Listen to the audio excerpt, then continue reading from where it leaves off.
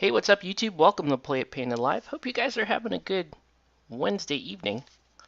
And here we go with another one of these. So tonight, as you can see, we're painting something pretty fun, in my opinion. This is the Red Riding Hood set. It's actually called To Grandmother's House We Go. And this is a special edition Malifaux set. And it is a version of what's his name? Ferdinand, whatever. The werewolf dude from the Chimera keyword in the Arcanist faction. Um, Ferdinand, I'll get it. I'm not thinking right now. Right now, my brain is on let's paint the yellow. So as you can see, I'm color blocking the big bad wolf here, but I'm using one of my favorite yellows here because I want this wolf to have a big old bright outfit on. And I think the wolf is going to look really cool with this. You know, Grandma liked her, she liked her sunshiny yellows. So that's what we're dealing with. I'm just making sure we got a nice even yellow on here.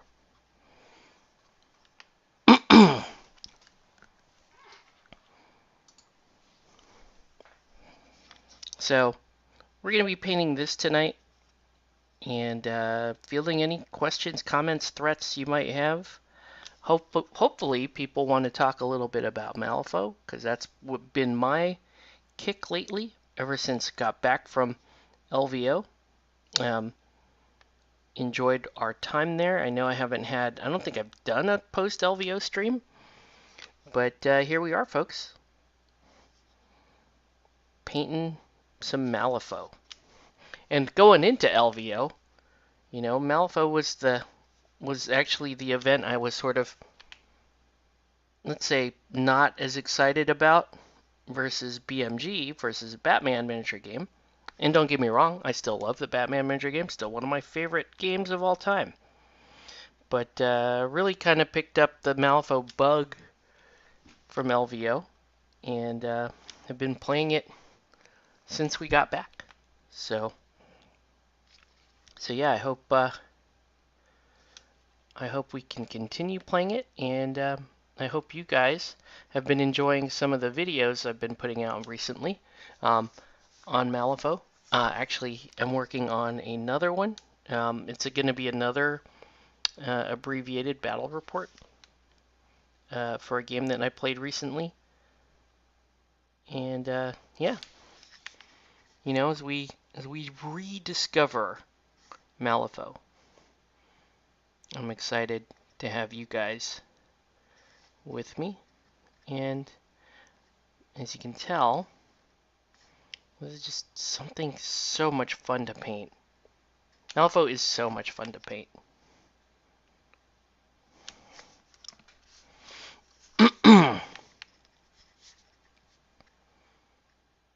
So I'm going to try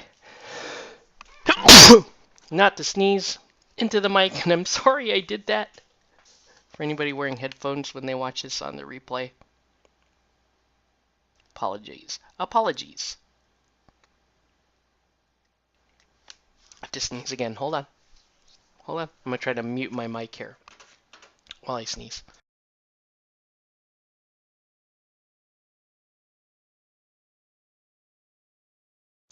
Okay, it didn't go off, so it's just gonna, my body's gonna wait until the mic is live before I can properly sneeze. Appreciate the like to whoever happens to be lurking right now. Thank you very much. Let me know if you have any questions. Let me know what you are painting. Let me know what you should be painting. Let me know what I should be painting. Maybe you don't want me to paint Malifaux. I think you do. I think you want me to paint. I want me to paint Malifaux. I was literally looking at this pack. Oh yeah, Hey, what's up, Nelson? Yeah, I'm a big fan, as you can tell. This is a very, very fun kit. And you can tell, like, it just paints so fast, right? Barely did anything to this. The yellow looks super nice on here, contrasting with the gray of the body. So I got this guy, and we got Red Riding Hood, and she is just fantastic. What a great little model. Um, I'm really considering putting this into some of my lineups for sure, because I absolutely love this model. I think the rules are surprisingly good for hiring out a keyword. Yes, it does. It is going to cost me 9 soul stones to hire this out a keyword. So when I'm not playing Marcus, be paying 9 for Ferdy. But I do think this model could be worth 9 soul stones. I do. And that's weird because I would say that it's like kind of struggling to be worth 8 in its native keyword. But Red Riding Hood spilled a little blood in her. She's been stepping in blood. We'll fix that. All right. I need to do the stockings.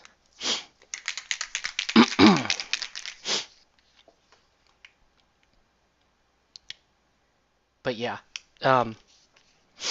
what can I say? This is just a fantastic mini. And the rules, I actually can see some use. We'll look at rules in a minute here but you guys want to see the mini.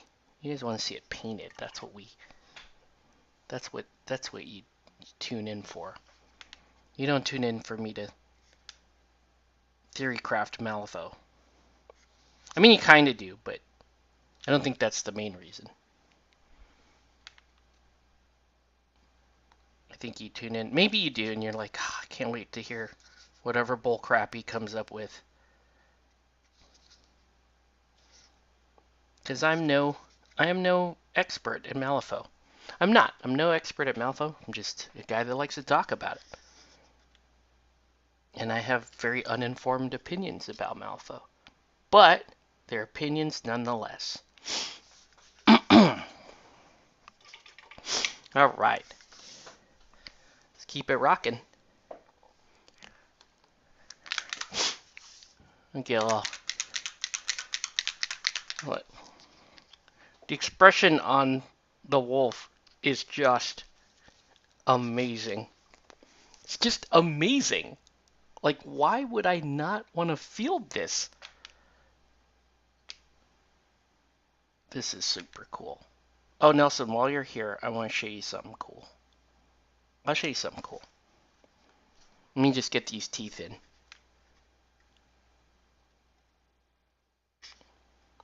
What big teeth you have, Grandma? Okay. Let's get that in. All right. This is what you're tuning in to see right here. This right here. Well, we'll work on him a little bit. Look at this. Look at my man. Look at my man. I mean, at one point on your henshin, yeah, it's true. Look. He's so dope. Look at Riddler. Look at Riddler. Oh my gosh. Oh man. Look at my man. Look at my man. Is he not? Hold on. Let's let's do a little bit. Just a little bit on Ivan 2 right here. Am I supposed to be messing with other factions? No. No. I'm a Arcanist dyed in the wool Arcanist player, I should be painting things like Rasputina 2. Sorry, Rasputina. I mean, this is Rasputina 2nd edition. She cold. She cold. But I like my vintage Rasputina better than that mini. But let's get some Riddler juice all up in this mess. I know that sounds terrible, guys. Don't take me literally, okay? All right. Let's get some Riddler juice.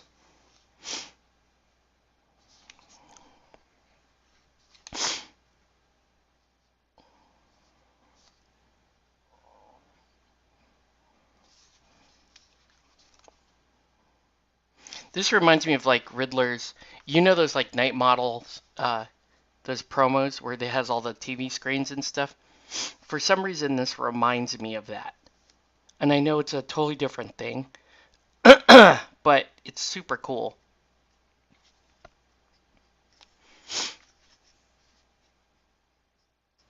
So we're just gonna block this out.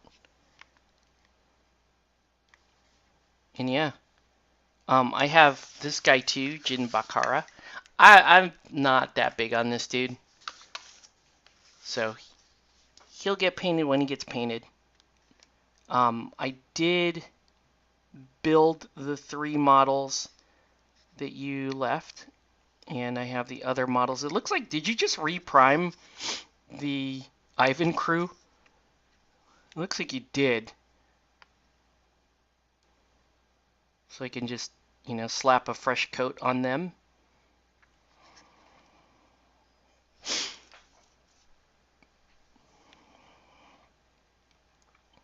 Man, this is...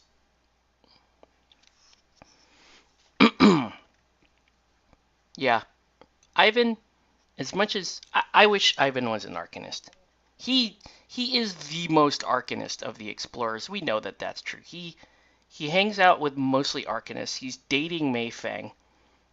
He's trying to run game with Colette. This man, he kind of works with Ramos. So, like, he's a pretty Arcanist explorer. If you could argue that there was one Arcanist-like explorer, it's my man right here. It's this dude. Anyway, we'll get back to him in a minute. Let's just keep on. And the reason why I'm rotating through these sculpts is because I do want to have adjacent areas dry before I go on to the next area. If that makes sense. When you're color blocking with speed paints, like the last thing you want to do is have one area run into the next area. It's just not fun. It's just not a good look. Not something you want to do. All right.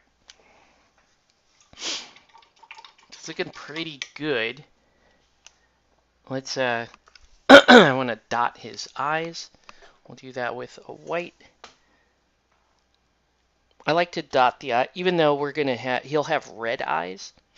We're gonna dot them white or ivory or something first.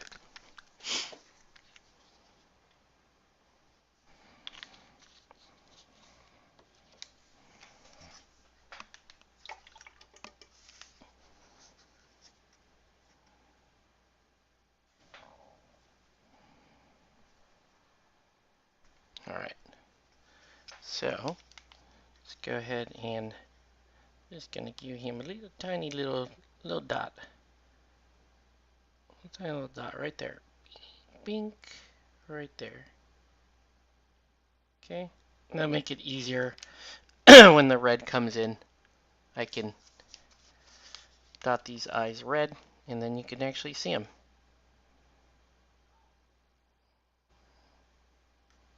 Okay. There we go. All right. All right, we're going to let that continue to dry. We're going to do some work on Red Riding Hood. On her proper red, and let's use... I really want this to be a nice, clean brightish red.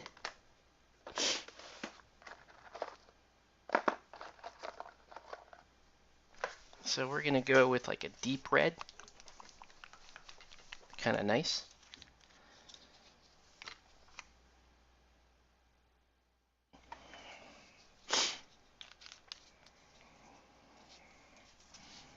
And remember with red, guys, less is more. Right? You don't want to over highlight red or you end up with orange or pink. You want just enough red to convince the person looking at the model that there's light. Right?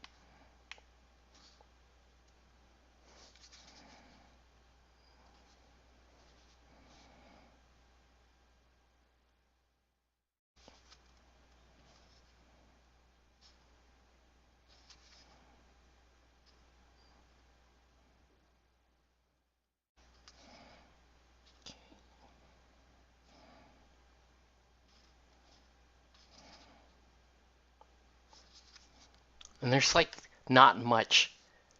There's not much to do on her.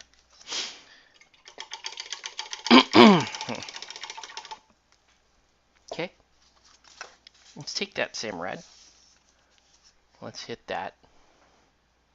Let's hit these eyes that we just dotted white. And this bright red's gonna look cool in here. And you see how he has this, like, he's got these big shoulders? We could do something cool there.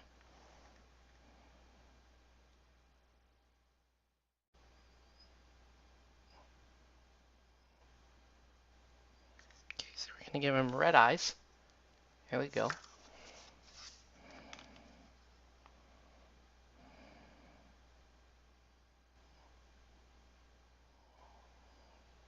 There we go.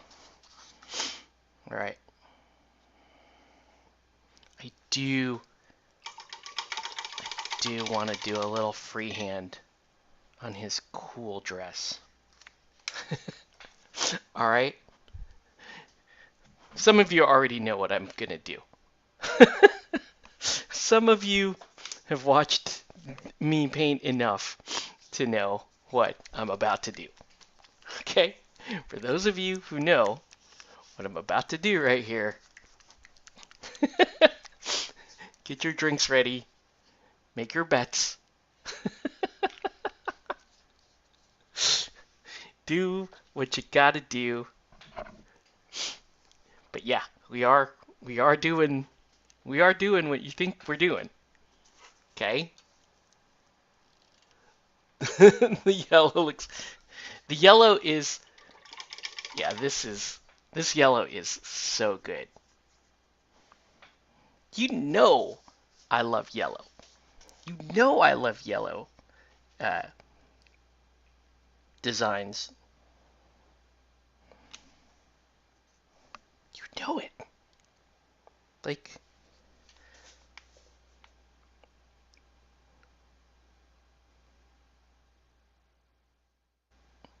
okay, so you start off with one little line there.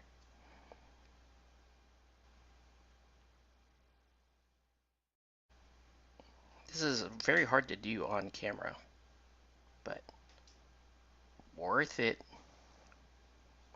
Okay, this leg right there. So it's gonna look like it looks kind of like a tooth. Okay, so it's like I'm making a fang, right? This is how you do it, guys. This is how you do it. Do a little fang, right?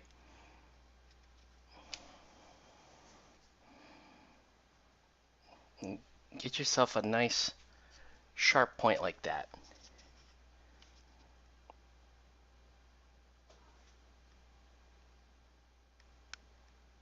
Draw like kind of a straight line going down like that. All right.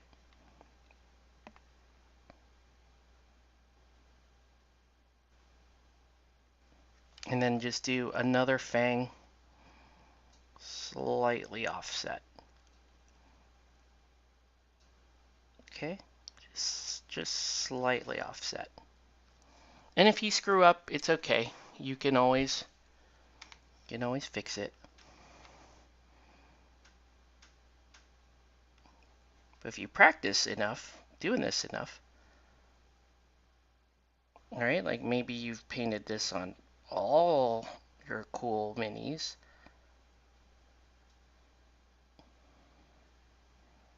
You know, dating back to your Guild Ball days.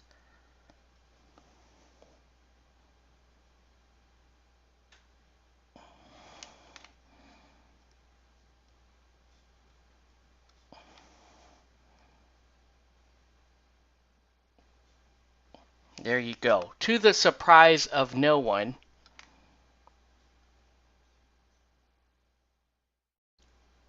Grandma was wearing a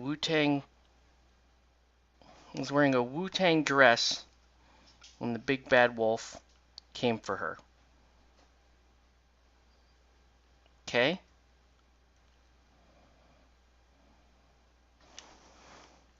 There we go. Grandma was down with the Wu before.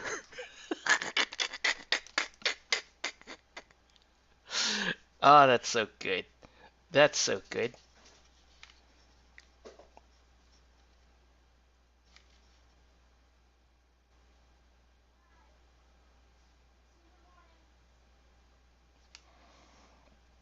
Just touching it up. There. You knew I was doing that, right? I'm not going to paint a bunch of flowers. It's too much freehand. I'm not doing that. You know I got a rep for the Wu.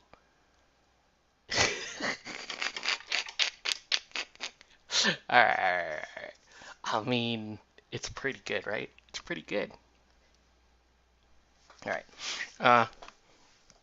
Let's get... I need to touch up some of this gray.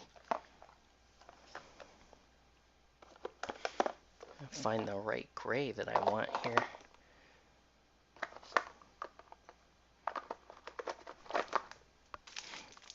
So yeah, I guess we've got Wu-Tang, the big bad Wu-Tang wolf, and Red Riding Hood.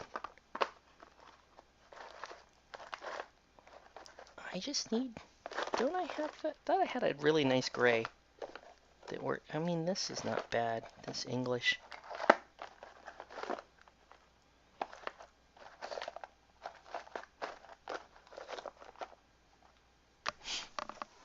Silver gray? No, it's more of like an English, it's like a light blue gray.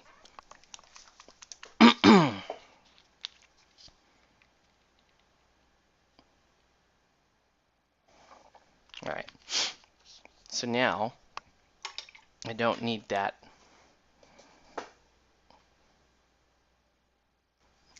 I don't need that precision anymore. So we're going to go back to slightly bigger brush.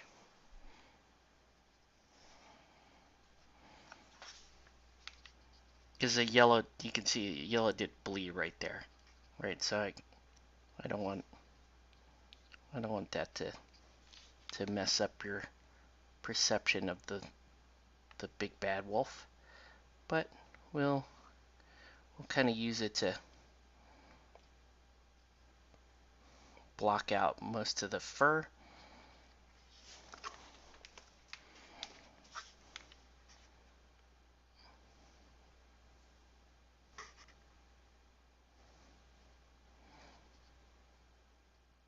This guy could very well be a tech pick I'm thinking he could be a tech pick in Colette, because Colette is, you know, outside of the Corfy duet, Colette is rather pillow-fisted and glass-jawed, right? Colette is hurting right now in this current gaining grounds, and you know, she just needs a little more. She needs a little more punch in her lines, And Vogel, Ferdinand Vogel, now I remember his name, uh, gets you a couple of specific things. Pretty versatile model. I know a lot of people, I know that the competitive people will tell me he's a waste of 9 soul stones, but if you are playing for Rule of Cool, I mean, look at it. Would you not field this?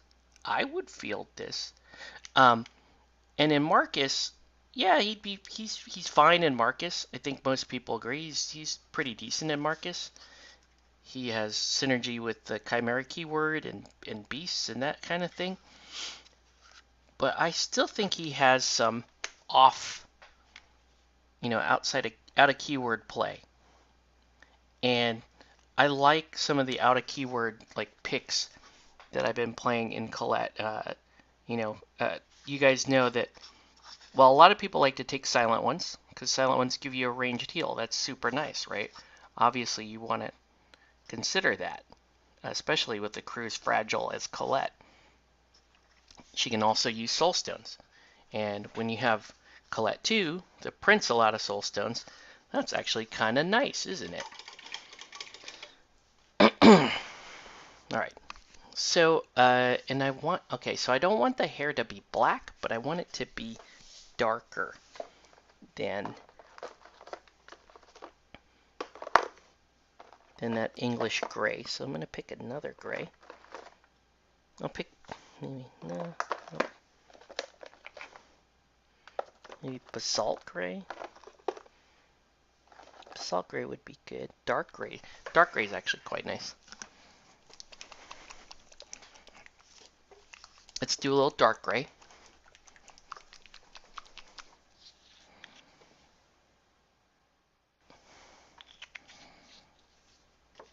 For like the darker the hair parts, right? When I mean hair, it's like you can see the fur here has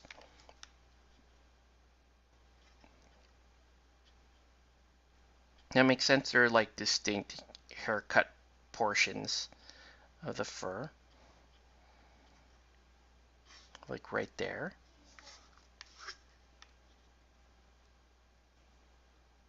Here. I'm gonna close my door so that my son can sleep.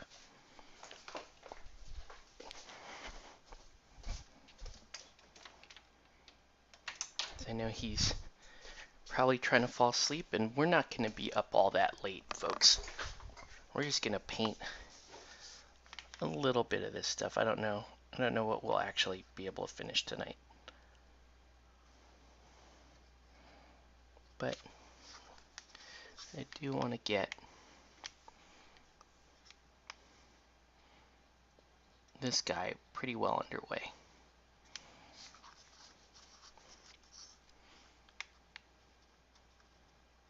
And yes, he does have, now he is sporting an official Wu-Tang dress for some reason, but we're just letting it happen. He's got an official Wu-Tang, they're like pajamas.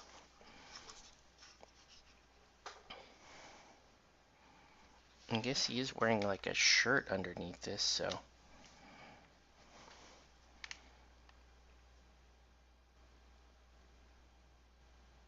So let's give some detail to his shirt that's underneath here.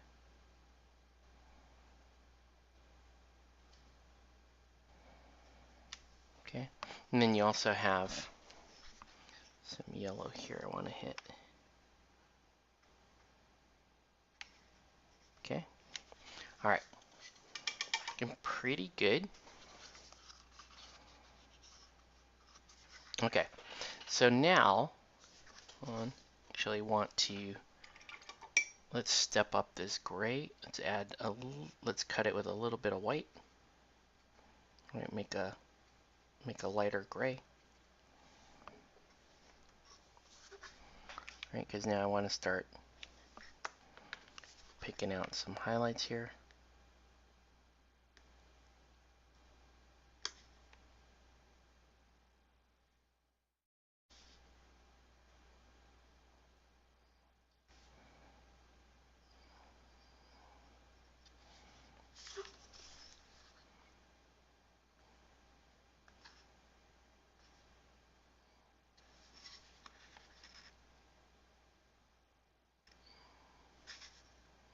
All right.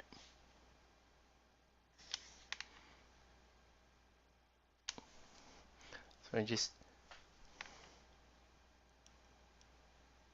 you can see I'm just very lightly kind of feathering in these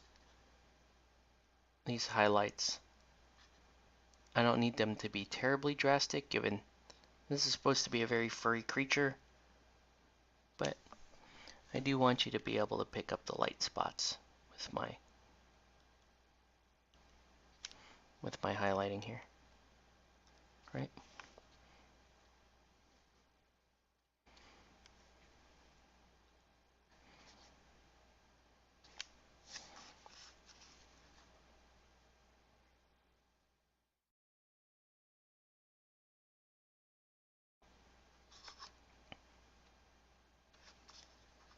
Okay. Any questions, comments, threats? Again, I do think this guy has some out of keyword play. I think particularly in Colette. I guess you might be able to field them in Colette and maybe Rasputina. Maybe Rasputina. Right? That's probably not the worst thought to put him in Raspy.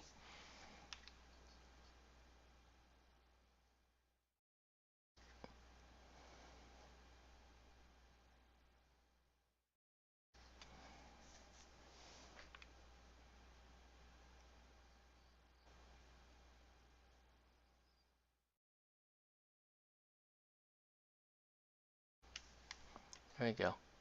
Okay, so now he's starting to look more cartoony, which is exactly what I'm going for. All right, now what I want to do is I want to give him the Wu-Tang, the full Wu-Tang treatment.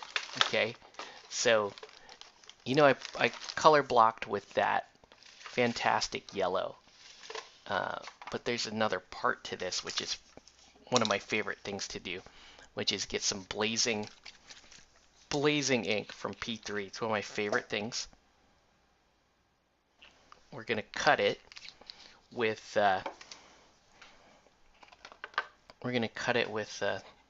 some thinner here. Actually, no, I'm not gonna do that. I'll just cut it with water. I'm just gonna cut it with a fair amount of water. But this is gonna give this model almost like a little bit of a burning look to it, right? And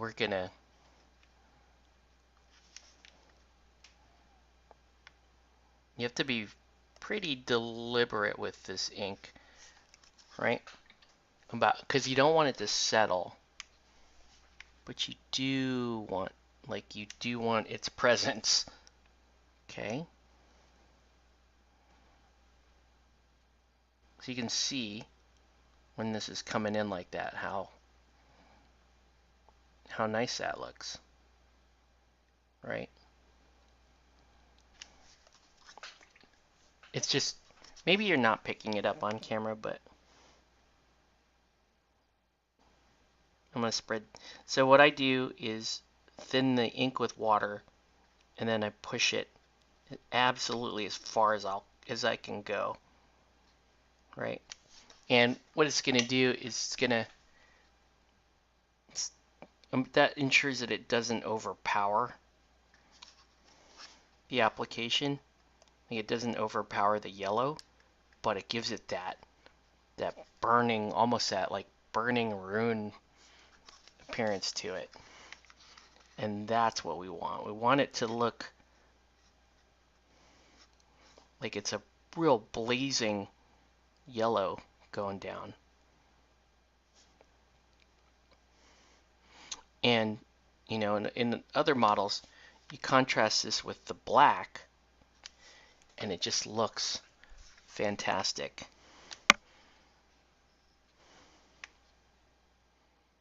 Thought about maybe doing that on Red Riding Hood, have the red, and then do this blazing yellow for the skirt. But I think we're good. I actually kind of like the Red Riding Hood is more subdued, so that it's really the focus is on the red hood, so that you know, it's just like that's the icon, that's the identifying part of that sculpt is the red hood. Okay, cool. Let's give that a second to dry. How are we looking on here? We can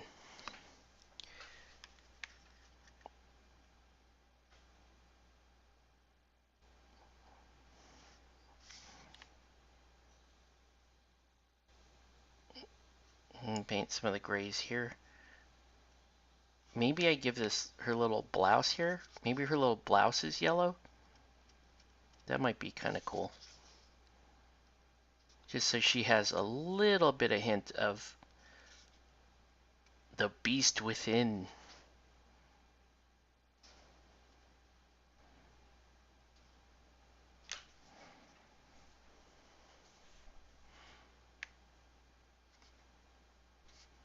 All right. Okay. Okay, so I'm just gonna put that in right there. Right. Just to kind of denote, hey, her blouse underneath is actually yellow right there.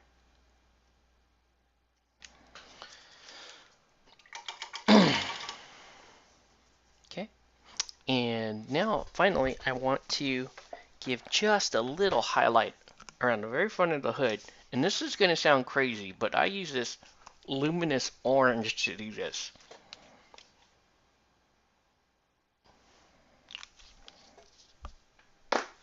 And it gives me this really, you do this with some subtlety,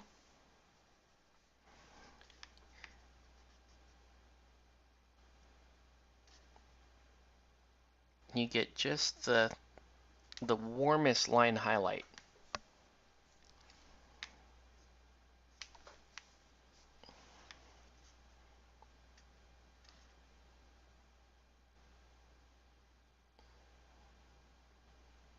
See, and you don't overdo this over the hood. You just keep it to the top edge of the highlights where the most amount of light is, right?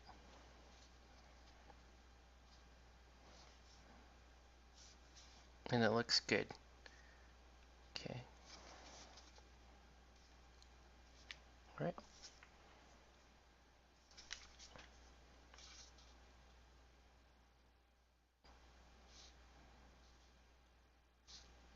Okay, that's very fun. All right.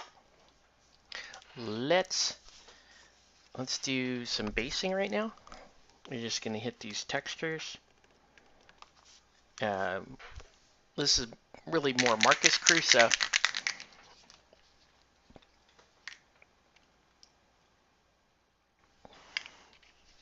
So they're going to have more of like a traditional foresty type base. So I usually take a little dark wood and just patch it on, right? Sometimes I aim for low spots. It's good to do that. with the brown. Just pick out a couple low spots. Right. I'm just gonna put that down like that. Same for her. In fact, I'm going to, where all that red bled over her feet, I'm going to put a lot right there. Okay? Because it's going to help disguise, you know, where the feet's coming down. Alright. Cool. Now, you don't even have to wait. This part, this is one of those things where you don't even have to wait till it's dry. The hard part is finding the actual color that you need. Ooh, this is kind of nice. This Absolution Green. Yeah, let's go with like let's go with like a deeper forest. I was gonna use Camo Green, but Absolution Green is really dark, and it's gonna give you the impression of like a more like deeper in the woods type feel to it. Here, let me show you. Right? So it's like really dark wood, like very lush. That's what we're going for, right? She's walking to grandmother's house through this very lush forest. Okay. There you go. So you can see, like, it's much more like fertile looking ground than Camo Cloak. Camo Cloak actually, it looks a little more realistic. And that's great too. If you're going for that look, you know, more power to you. Go for it. I use that on quite a few different like minis, but in this case I do want like a heavy, like fairy tale looking patch of wood.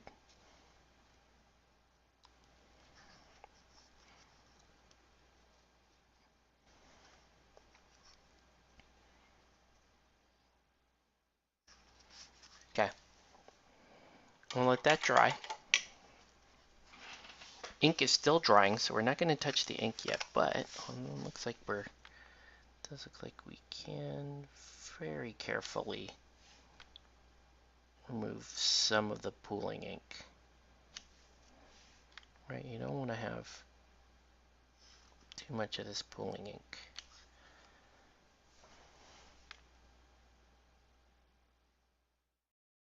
Okay.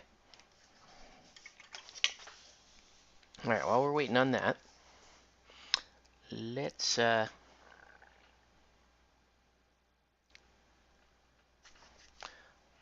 let's do a little gray work here.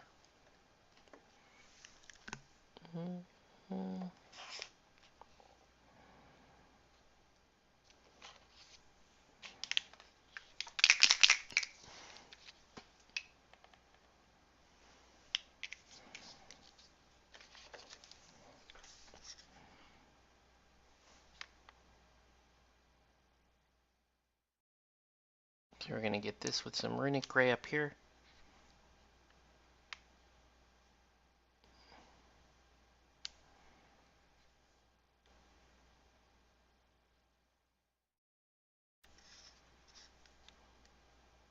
Okay.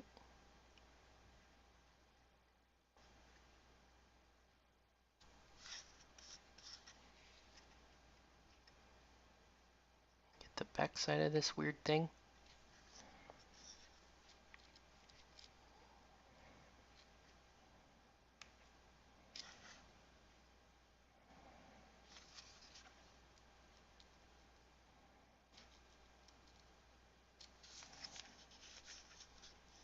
Pretty good. Alright. And still have a bit of a ways to go with Ivan here. I don't have like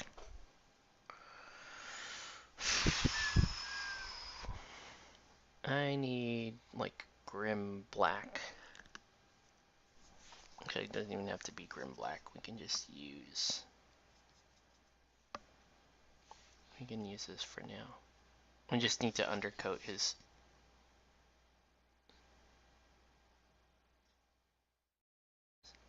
Is it a scepter? Is this a scepter or a cane? Or is it some other type of walking stick? To me, I think it's a scepter, but you guys tell me what you think. And still waiting on that stuff to dry on the wolf. So let's, I'm gonna need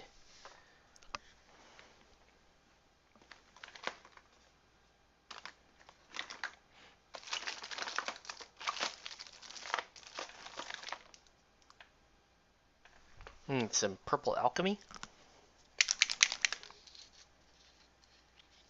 Okay.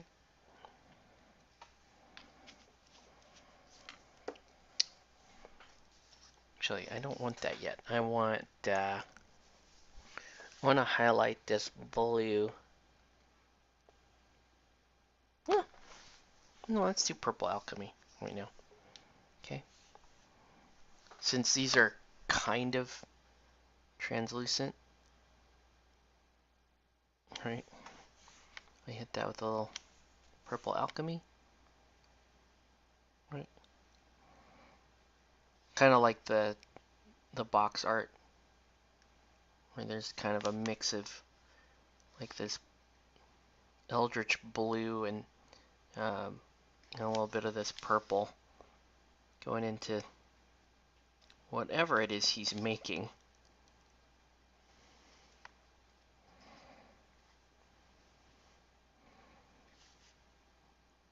Sure, some lore buff will chime in and let me know what he is making.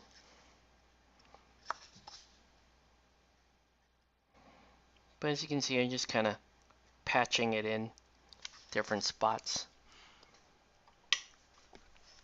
Also going to go back to that bluish color, and I want to highlight around my gray here, right? I want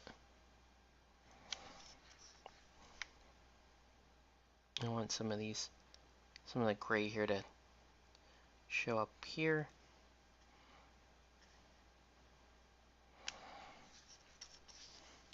Okay. Yeah, he's looking pretty good. Let's start patching in his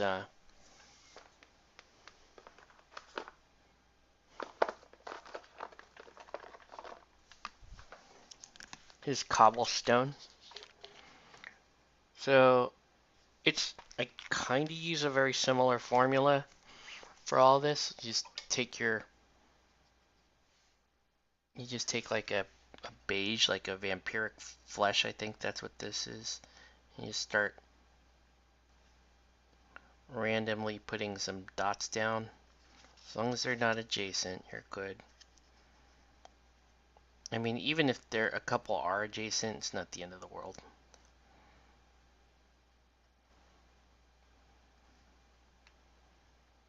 Okay. Let's do one more right there. All right. Then I like to take like hull red or something like that. Let's see what we got.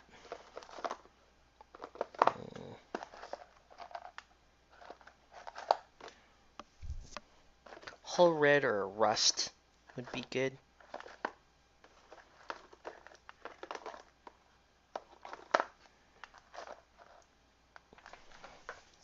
Right, so take this hull red.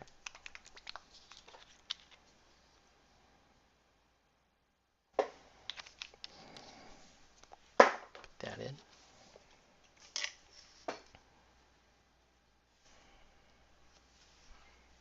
Alright, then you patch in some hull red. Doesn't have to follow a pattern.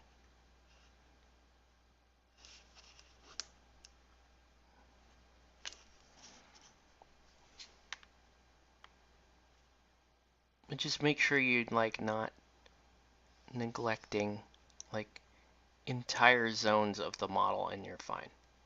Okay. There we go.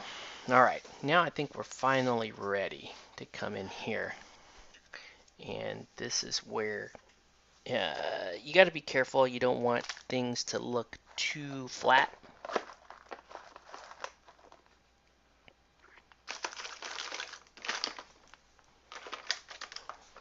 So you can come in with this. I'm going to come in with this deep yellow.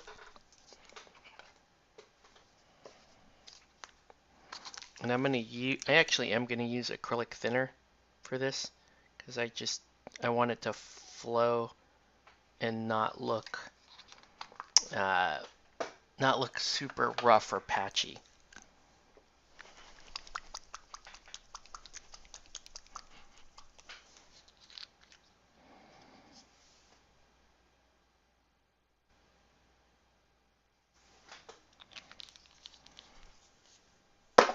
All right. So I want this to flow out pretty nicely. So this is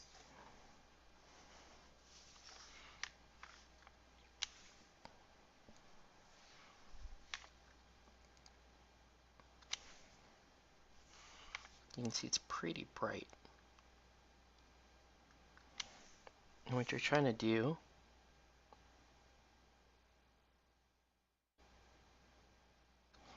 is just kind of very lightly patching that in. Right? And then that's really the biggest spot of it. The rest of this is going to be just a yellow highlight. Okay.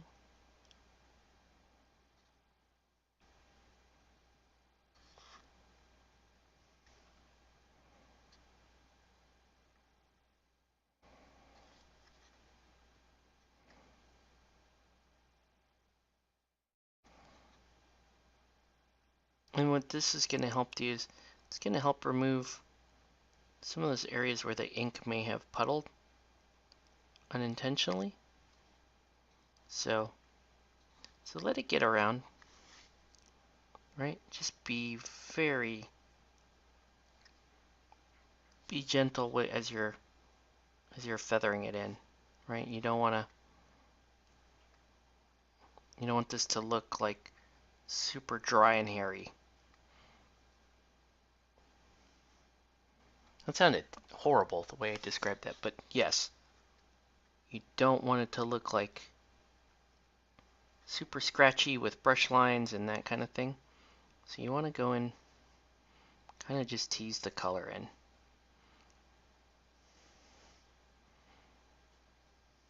Right?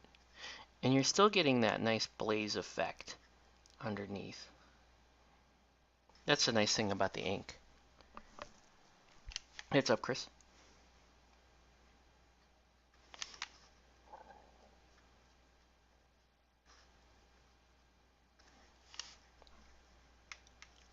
Alright, so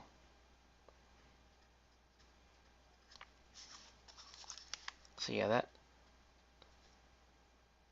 that's kind of my formula for this Wu-Tang style yellow that I use.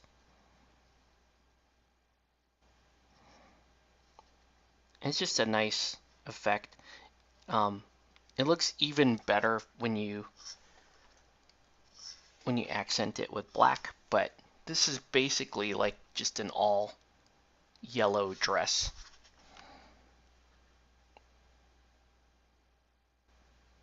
I mean, I could just put a bunch of Wu-Tang symbols all over the dress, but I don't want to do all that freehand. That's just a lot. And for a second there, I thought, at one point I thought I would just would start in with this yellow and then kind of paint the black around it and just leave the yellow as like dots, or, the dots are like flowers. But I don't have that kind of time. I got a lot of Nelson stuff to paint. And I got a lot of I got a lot of other just I don't know why I'm going back and like filling up all the keywords.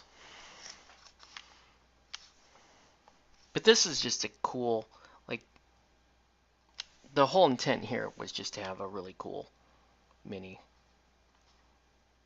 But I do think it has some play.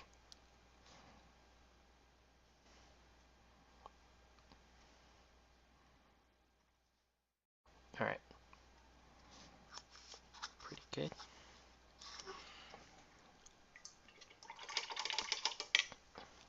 All right, yeah, it's looking pretty good. The yellow's looking still nice and clean. Getting rid of some of these pooling marks from the ink. And you can just keep building up this yellow if you want. I've done that on some of the minis. I just keep building up the yellow. You do start to lose some of that blazing ink that you apply. So be aware of that. But yeah, you can just build up more layers if you want to just keep like really kind of push the yellow.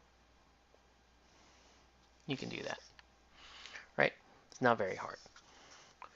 But does the effect is quite nice though. All right. Take a quick break there. We're going to go back to Ivan 2, Riddler Boogaloo. And we're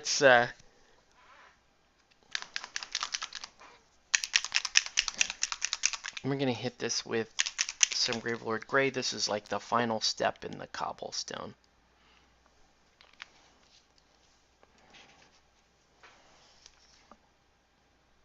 He's hitting it with the gray.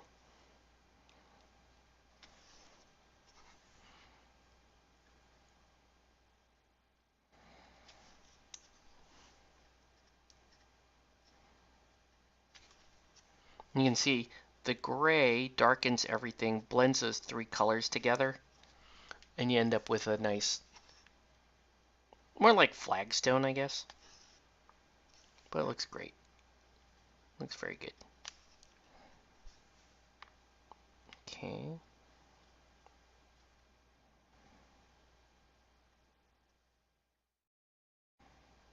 All right.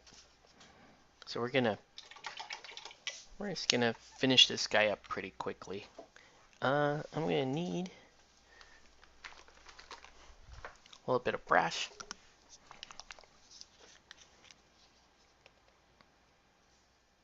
Oh, this is actual gold. Gold is fine. Gold is fine. Gold will work. Do I want to jack up this? No, it's fine.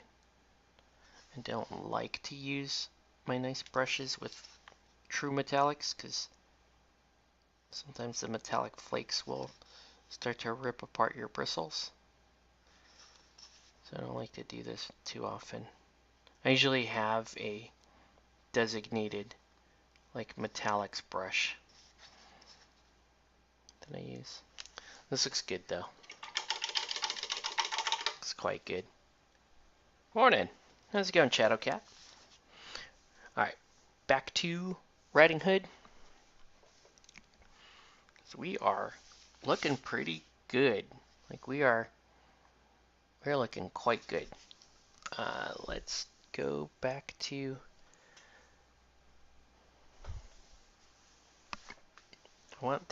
I need my super light green.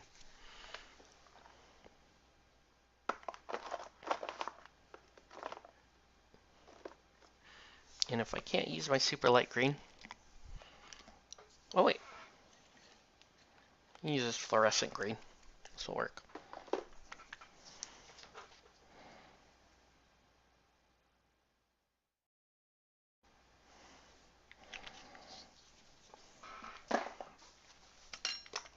We're gonna do some highlighting here.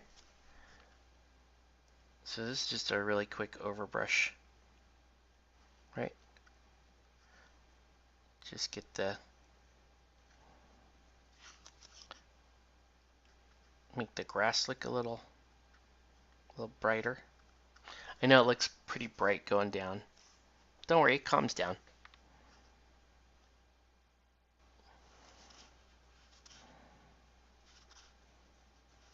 If it doesn't, well, I mean, she is Red Riding Hood. She's just walking through a magical grassland.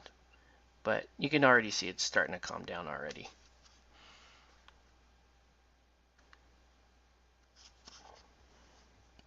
All right.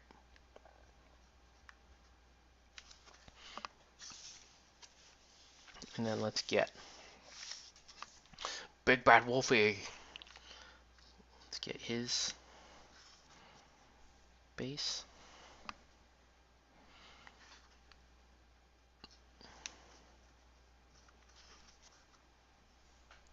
What a fun, again, what a fun model.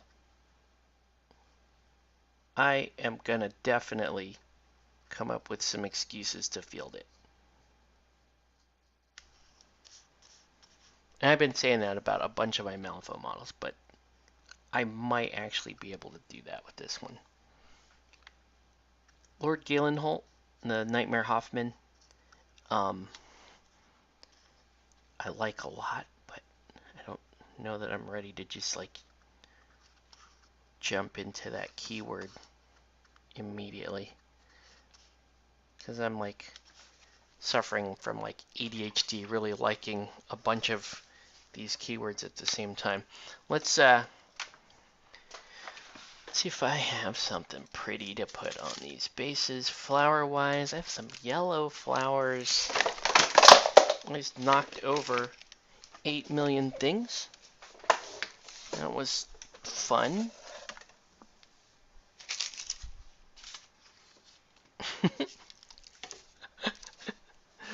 Hold on.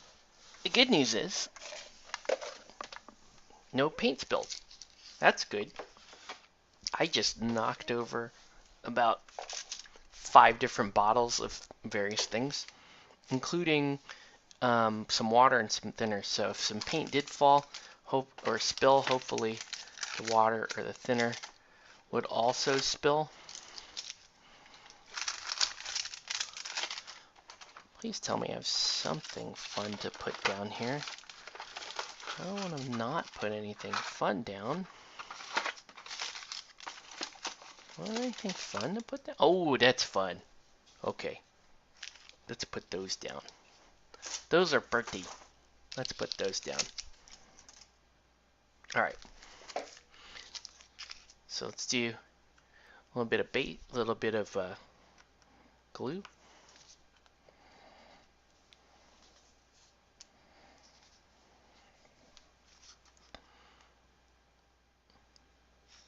Put one there. One here. It's even gonna match my guy. It's even gonna match him. Put one there for Red Riding Hood. Let's put 2 down. I'm feeling generous. Let's do 2. What a guy. Let's do 3 for this guy. Let's like really go for it, guys.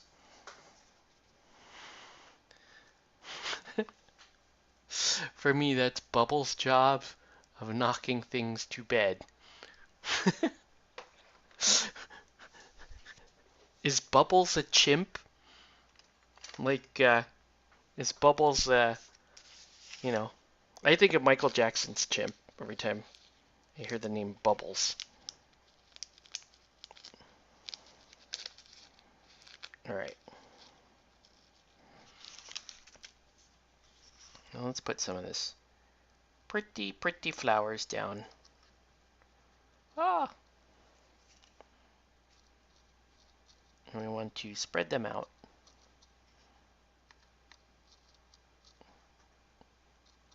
That's quite nice. And let's do that a couple of times.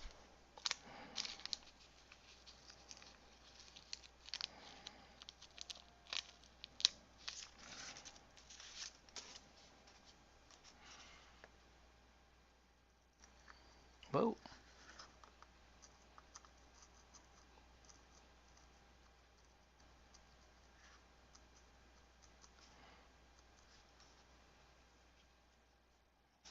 Okay.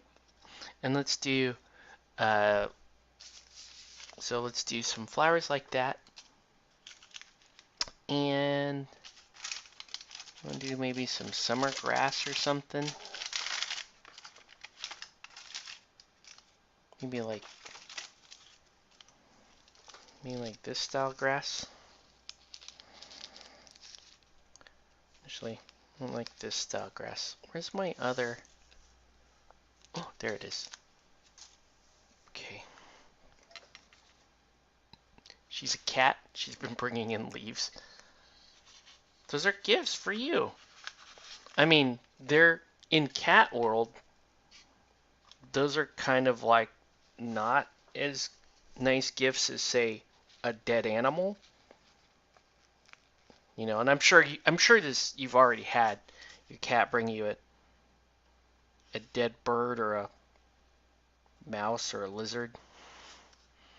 That's like love when cats do that. That's like a big deal for them. So as disgusting as you might think it is, we have to let's all like appreciate that your cat truly loves you when it brings you the carcass of something that it stalked and killed for you.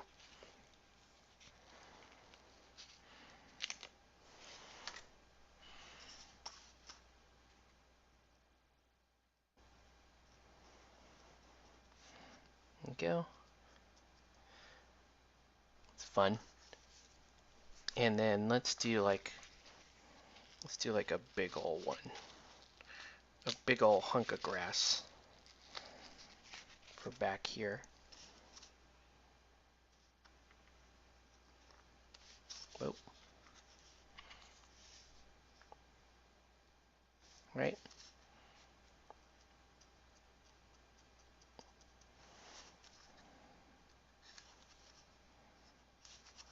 Probably needs a little bit more, but I'm pretty happy. Like I can get this model on the board and be reasonably happy with it running around.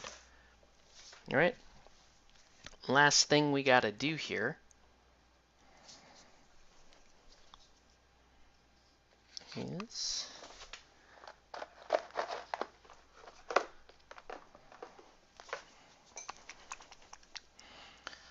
looking at the yellow.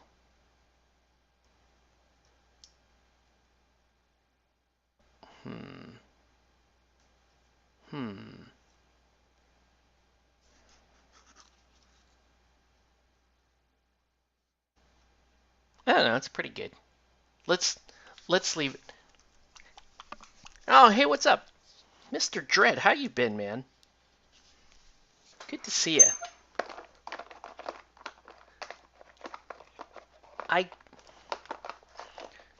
I know just this yellow dress might not be the most inspiring thing, but it does say Wu-Tang, and we're pretty happy about that. So, all right. And again, you folks who have watched me paint many hundreds of things on this stream knew that I was going to do that the minute I started painting that yellow. You knew that. You knew it. And you let it happen. You let that happen. It's your fault. Slowworm, butterfly, grasshopper, ham, half a bread roll, and a critter. This is all your fault. But yeah, I'm doing good, man. Doing good, sir. Just doing my hobby thing here. Painting fun things. Putting them on the board, pushing them around, occasionally winning a game. This is the life.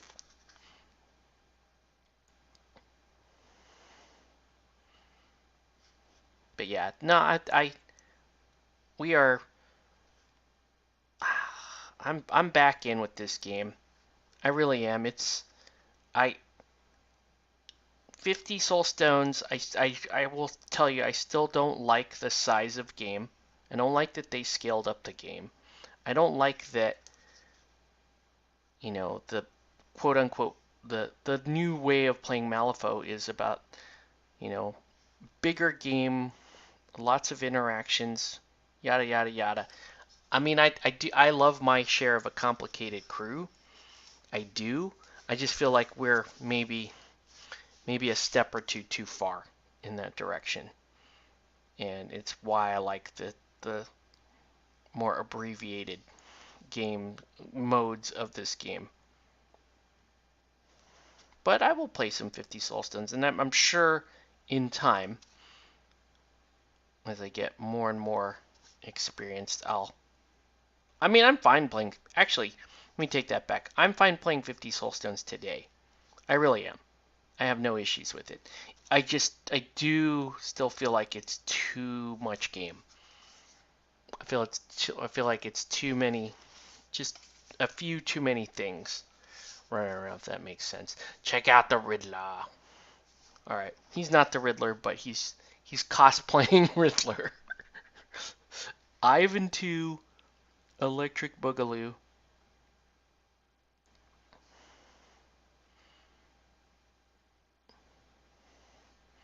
This is almost more a favor to Nelson, who, was asking about playing Ivan and Ivan 2. And so I, been spending some time kind of theory crafting Ivan 2, and I think he's pretty hilarious. I think it. Ivan 1, I enjoyed quite a bit, um, and he was one of those masters that was like super super complicated at times, but I didn't care if I won the game or not, just because of the cool stuff he did. Kind of like Jacob Lynch. Just want non-centralized strats. Yeah, agree with you, Chris. Um, right? It's the thing with okay. The thing about Malifaux and what makes it a very fun game to lose is even when you lose the game, if you are playing a fun thematic crew and you get the feel of that crew. Let's say you're playing Pandora and and your whole goal is to try to make the opposing crew feel miserable about themselves and loathe themselves and fill their heads full of doubt. Even if you lose the game, you're going to have enough moments in the game where you genuinely feel like you're playing Pandora.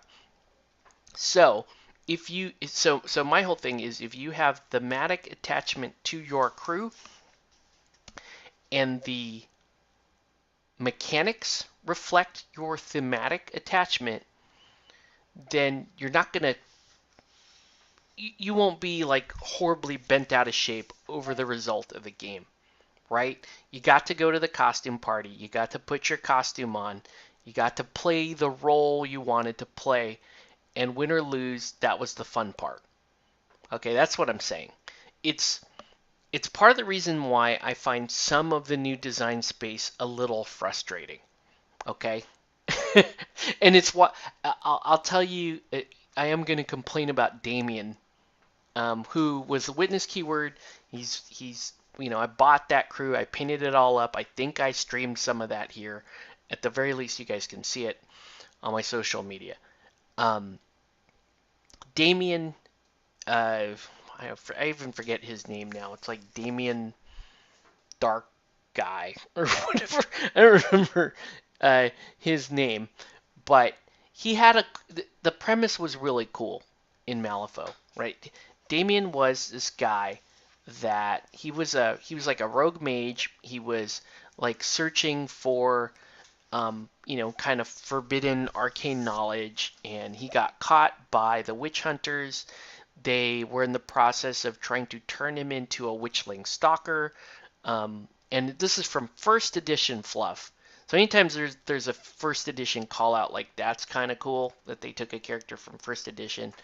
And in the process of becoming a witchling stalker, you start to lose all of your human qualities. You start to become a slave that's like just like tapping into your arcane power. and that sort of thing. It was a really cool process. It's a really cool sounding process and premise.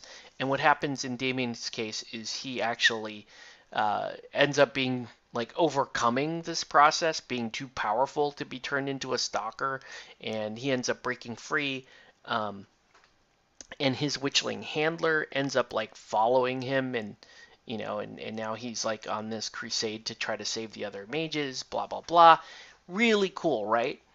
And so I almost look at Damien like when I first heard about Damien's Fluff, I remember that story from first edition, and it was about the puzzle box.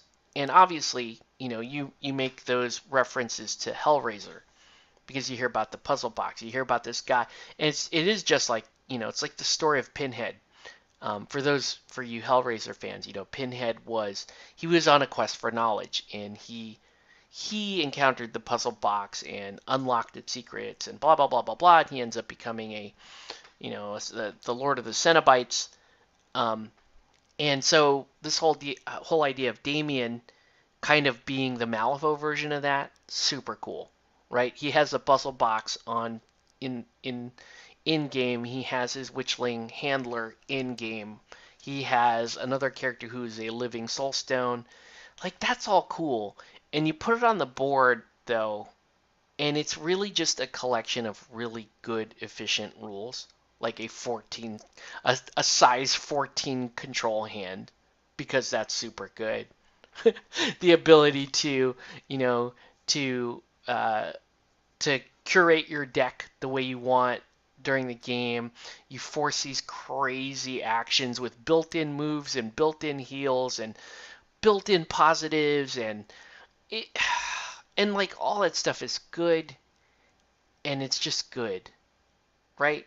It's not it's not interesting. It's just good. There are and that's the disappointing part, because there are crews that I think are have really interesting mechanics, and I want to play those, but they're gonna lose to other crews that are like, Karis 2, that's like, I walk over, you take 5 damage. There's no flip, there's no discussion. You just take the damage and die. You know what I mean? And I actually do enjoy Karis 2. I actually do like playing her. But what I'm saying is there's her who is just objectively good, and then there's, Rasputina, who is incredibly interesting. Her mechanics and her story are like really, really, really interesting. And I want to play that, and I really like the character, but objectively, I take a step back. When I'm looking at the mechanics of the game, I step back and I go, yeah, she's not very good. And that's a shame. It was the same for Mei Feng, right? At least at first, it was a really interesting mechanic. Now it's a lot less interesting. For some reason, they managed to make her less interesting and less capable. Yeah, that was kind of sad. But that's the thing. Sometimes Rule of Cool does not pan out. In the case of Ferdinand Vogel, however, I think secretly there is there is a reason to play this out of keyword. Occasionally, it's not going to be like a staple of a crew, but it's going to be just fun enough that you put it out there and you enjoy it. And I'm good with that. It's fine. I don't need to win every game. I don't need to have this like crazy, but the way when you hear competitive Malifaux people talk, they talk about like um, oh, this thing does this, and it's so good, and the damage, and it's just too much damage, bro, and oh, the AP efficiency and the damage, right? And that's cool, and I'm trying not to knock that. I think that's fine. If that's why you play the game, cool. There's something for everybody, right? Um, I'm just one of those, you know, goobers that's trying to dance the line a little bit. How about that? I'm just trying to dance the line because I want it all. I want I want the promise of we'll take our man here, Damien too, right? Complicated crew, not he can be difficult. His activation order absolutely crucial. So if this guy goes into Pandora, it's bad. It's a bad day. But anyway, um, the idea with these heavily complex crews and these heavily complex keywords is I'm going to play greater complexity with this sort of inbuilt expectation that either it's going to give me a more powerful experience on the board. I'm going to have a better chance of winning if I master this more difficult thing. There's sort of that expectation, I think, from all gamers. And or at the very least, like I said, it's going to be interesting enough for you to enjoy losing games with. Right? I liked Ivan 1 because he was interesting enough to lose games with. I don't remember losing a whole lot of games with him because he is quite strong. I mean, I was playing him pre-nerf, and yeah, he was kind of disgusting. Um, so yeah, uh, but I mean, it is as long as his mechanics are interesting enough, and they give you a reasonable shot at winning the game, like that's what you can ask for, right? So it the other thing that's cool too is like when you kind of innovate on the fly. This is the one thing I know that a lot of people really like about Malifaux, whether or not you're a nerd or like a hardcore competitive gamer. Sometimes the mousetrap or the contraption works in a way that you weren't expecting, and that's a really cool moment in the game. Um, that's like when you discover something like, oh wow, that's really cool, I can do this, and suddenly these new models or these picks become interesting to me, right? Anyways, I've rambled on for quite a bit. I don't know if you guys have any questions or anything. um I just on a lark, like I said, because Nelson is interested in Ivan 2. um I'm painting my Ivan 2 to match my Ivan 1, who is dressed as Riddler currently. So I have a Riddler Ivan 2. And I do think Ivan 2 can be a lot of fun. When I first looked at him, I'm like, ew, not very impressed. Not very impressed with him. But the more I'm kind of like playing around with some of the stuff that he is capable of, I'm like, okay, I can do this, and it's funny. It may not work, but it's worth playing once just to do. So there's stuff like that that's really cool. Okay, so what's next? So these three are drying. They're done. They're basically done.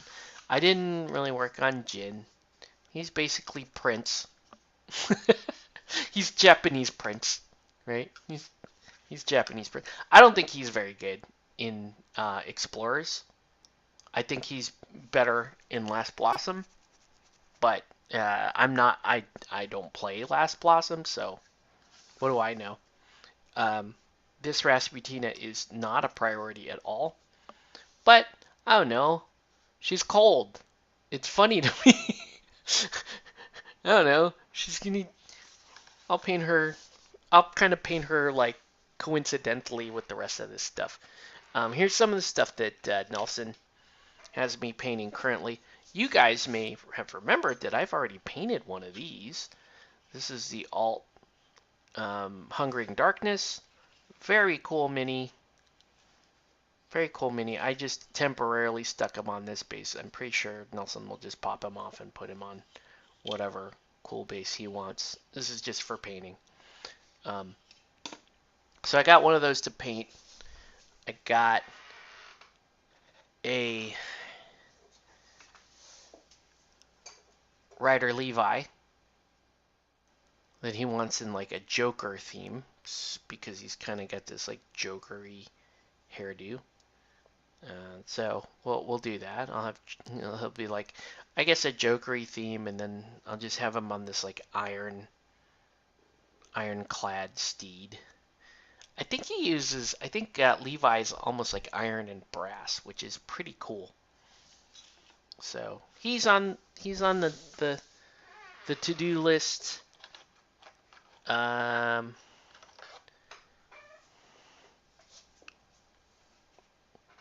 I don't know what this is. It reminds me of an essence of power, like a person turning into an essence of power. But he's on the list. Uh, Jacob 2. A lot of masters. It's a little frustrating to paint several masters at the same time. It just feels schizophrenic. Sometimes I just want to paint like a bunch of I want to paint like a crew and their master. That's cool. This is just feels like I'm just kind of jumping around, but it's okay. I'm gonna enjoy it. Here's an agent, bunch of other stuff. The rest of this is basically Ivan's crew. Looks like they've been reprimed. The cool thing is they are already on these like cobblestone type bases. So you got Ava, who's one of my favorite. She's just a super fun model to play, great objective runner. You got Gibson, who is super boring, but like basically critical. He's like the linchpin of how the crew works, at least for the early part of the game. He's actually kind of a frustrating piece for me because of he activation order with him is pretty crucial in the early game, and then he just kind of becomes almost like a non-entity mid-game. So I'm like, what? Can you go do something else? Like once he's done his cool trick, which is like the first 2 turns, he can move on. Then you got the other agent here.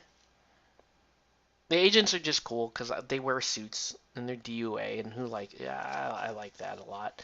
And then you got Corvus Rook, who's just like a mean, like gangster guy. So anyway, so I'll be working on all this stuff soonish. But yeah, had a lot of fun, guys. Just painting. Well, just yeah, like Homie is fun. That's so fun. And then we got Red Riding Hood, who I will field. I will field this Ferdinand Vogel alt. I think Vogel is decent. I think you got some play. I mean, it's got a Wu-Tang dress on, so it's got to be good. But anyway, I had better go to bed because I have an early meeting tomorrow. And I painted what I wanted to paint. I didn't think we were going to finish painting anything, but we did. So, unless you guys have any questions, comments, or threats, I'll leave it open for another minute or so. Let's see what anything else is going to come in. But yeah, I don't know.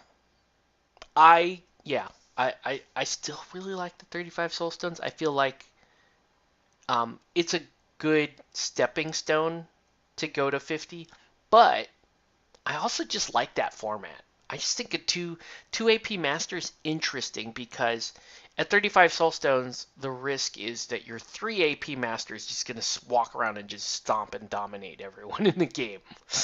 So it does make sense to me going down to 2 AP.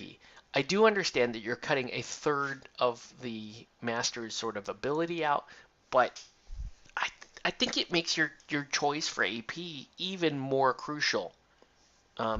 And we saw that in the first few games. Like, there's some games where you're going into fight and your AP for fighting is like super important.